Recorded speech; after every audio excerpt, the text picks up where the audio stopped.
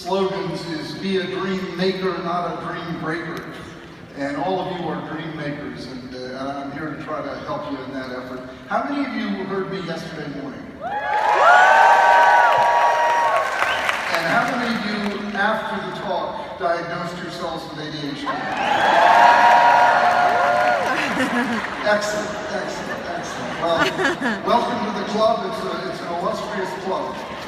And what I wanted to talk to you about this morning overlaps a little bit with yesterday, because I want to talk to you about the mind of the entrepreneur.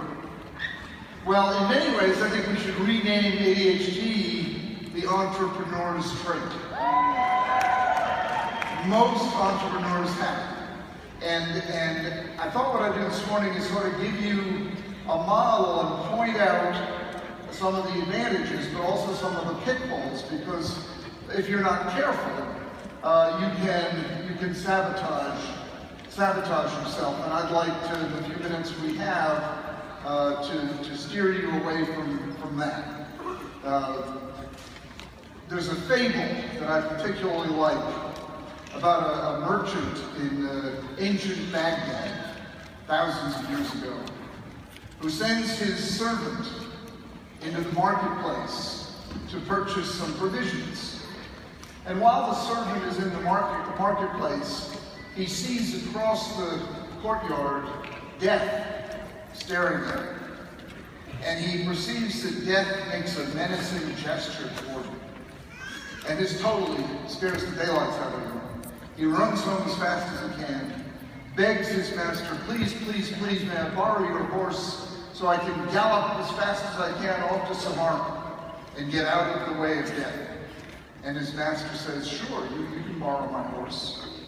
Well, the master becomes curious himself, and so he goes into the marketplace.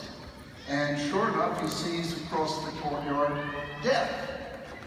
Being a bold man, he, as many of you are, he walks up to Death and he says, "Why did you make a menacing gesture at my servant?" And Death said, "Oh, that wasn't a menacing gesture. It was a startle of surprise. I didn't expect to see him here because I have an appointment with him tonight in Samara." You want to be careful that you're not galloping as fast as you can in precisely the wrong direction. What many of you share is enormous energy. Enormous energy. But energy alone is not enough.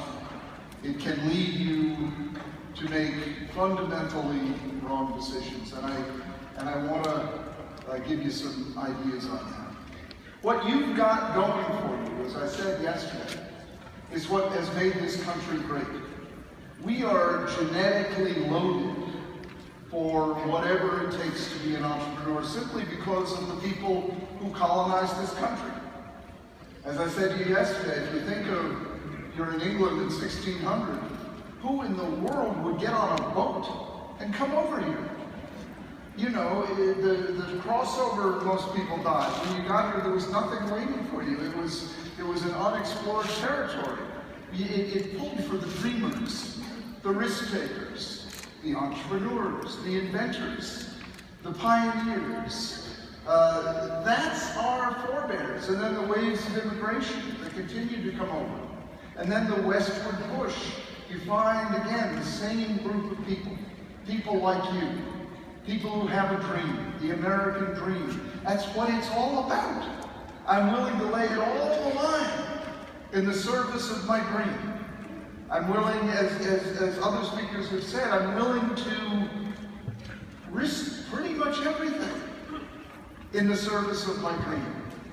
And that truly is what has made this country great. I think entrepreneurialism is our great gift to world civilization, along with democracy. And you look at Thomas Edison, for example, was a classic entrepreneur, a classic pioneer who thought outside the box, the original thinker, like all of you. Well, let me give you another model that points out a few of the pitfalls as well as tendencies. It's So this is a true story, unlike the fable. This one actually happened. It was about a man outside of Los Angeles who'd had a lifelong dream to experience flight as unencumbered as possible. He wanted to feel what it was like to be up in the air, almost as if he were a bird. And so he thought about it, and one day, one Saturday morning, he concocted a plan. He went down to the local Army-Navy store, where he purchased some weather balloons and a tank of helium. He brought the balloons home with him, and he inflated them, and he tied them to his sturdy lawn chair. He then tethered the lawn chair to the bumper of his Jeep, and he went inside and made a little picnic for himself. A couple of tuna sandwiches and a 6-pack of beer. And he put his little picnic in a little paper bag, and he reached into the closet and took out his trusty BB gun. So then he went out and he sat down in his lawn chair, and he enacted his plan, which was to cut the tether cord, drift up above the Los Angeles neighborhood, 100 feet or so, have his little picnic, and then with the BB gun shoot the balloons and drift back down to Earth. Well, things didn't go exactly according to plan. When he cut the tether cord, he didn't drift up into the LA neighborhood.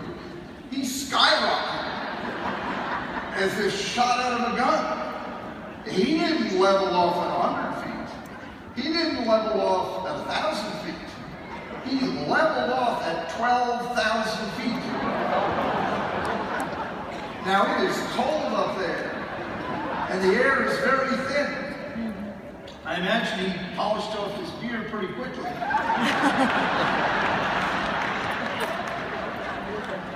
But he didn't want to start shooting the balloons because he couldn't exactly control his descent. And so there he sat, alone, in the cold, drifting for 10 hours until he drifted into the primary approach corridor of LAX.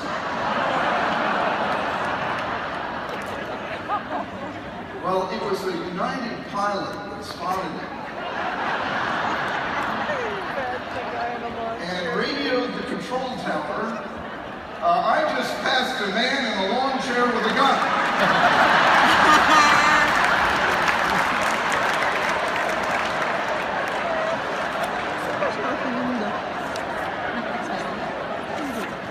Now they somehow dispatched a helicopter and managed to bring him down to Earth, where he was probably arrested by the police for violating LAX airspace.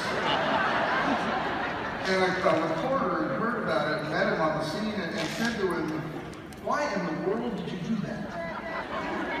And his answer could be captured under the the entrepreneur's cartoon. He said, "Well, a man can't just sit around."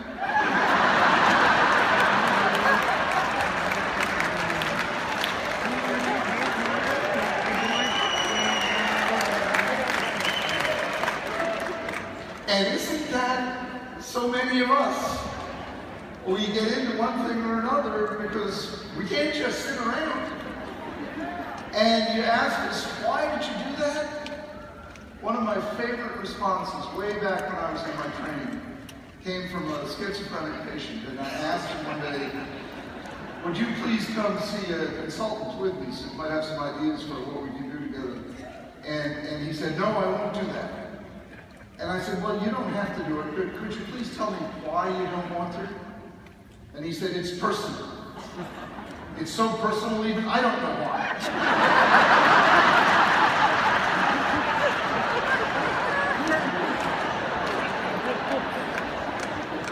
And that's kind of who we are, you know. We move by touch and feel and intuition, often guided by gut feelings. And I want to caution you So you don't end up at 12,000 feet in a launch. You know, you can see the good part of the entrepreneur in that story. He has a bold dream.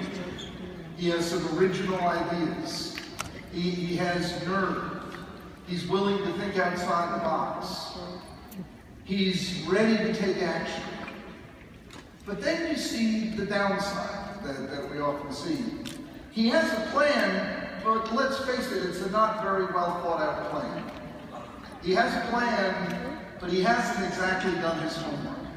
He's not gone to some aeronautical engineer and said, what are my chances in a launch here? He hasn't gone to some expert on weather balloons and say, can you control the ascent and descent with a BB gun? You know, he hasn't really researched what are the laws governing LAX airspace. You know, and so while he was bold and creative and individualistic, he didn't have the proper preparation. He hadn't done enough homework. And that, I think, often gets us entrepreneurs into trouble. We can be too impulsive. We can let our dream run away with us. We don't listen to the people who are not dream breakers. They're also dream makers, who say, hold on a minute. I love your enthusiasm. I love your idea. But let's do a little bit more homework. And instead of saying, oh, don't be such a downer, don't rain on my parade, we should listen to those people. You want to choose carefully who you're going to listen to. You want to choose carefully who you're going to listen to. But once you have found the person you trust, listen to that person. Take advice. One of my first rules of life is never worry alone. Never worry alone. Don't find yourself at 12,000 feet alone.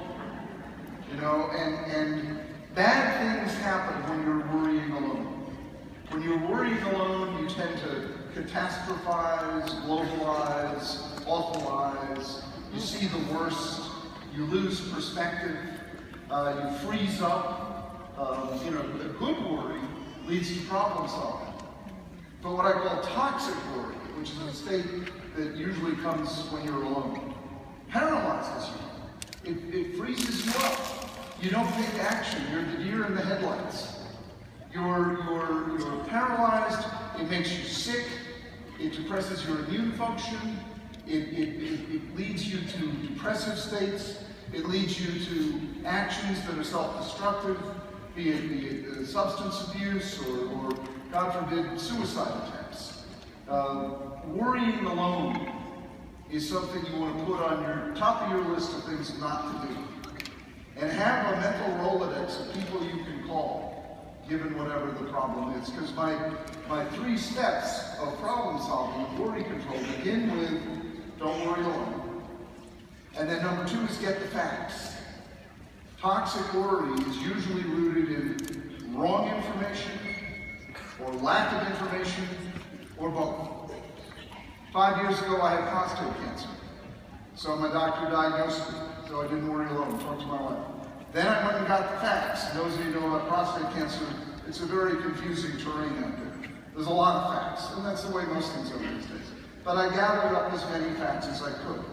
And people say, well, what if the facts are depressing? In my case, they were depressing, because I had a bad form of cancer.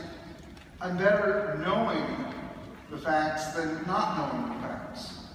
And then I, didn't worry alone. I spoke to other experts. I got as many reliable opinions as were useful. And then I went to step 3, which is make a plan. Make a plan. You're better off having a plan, whether your plan works or not. Because when you have a plan, you feel more in control and less vulnerable. And those are the 2 critical variables in determining toxic worry. Heightened feelings of vulnerability coupled with diminished feelings of control create toxic worry. So you do whatever you can to reduce your feelings of vulnerability. The reality doesn't matter, it's how you feel about it. Reduce